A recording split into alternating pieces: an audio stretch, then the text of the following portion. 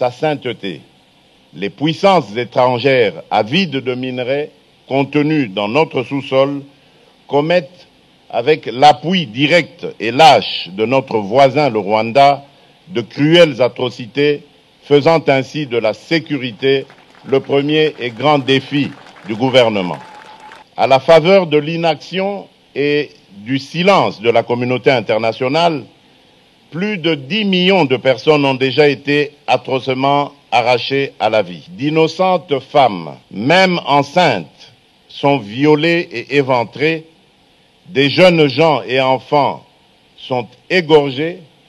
Des familles, des vieillards ainsi que des enfants sont condamnés à braver la fatigue et l'épuisement afin d'errer hors de leur maison à la recherche de la paix en raison des exactions commises par ces terroristes au service d'intérêts étrangers.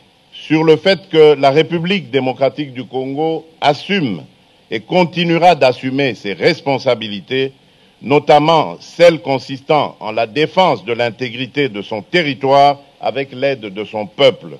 Car, nonobstant ce tableau sécuritaire préoccupant, le patriotisme ainsi que la détermination du peuple congolais pour la défense de sa patrie font sa force.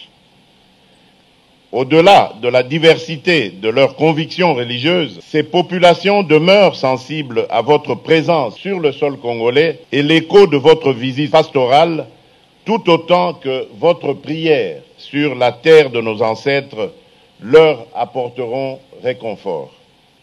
Sa sainteté.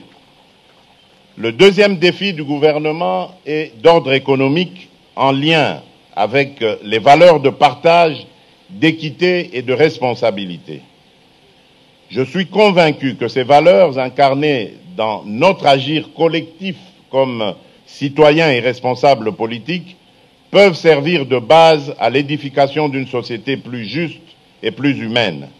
Notre responsabilité consiste à ne laisser personne au bord du chemin qui mène au développement économique en œuvrant ensemble pour le bien-être collectif dans le but d'éradiquer la pauvreté.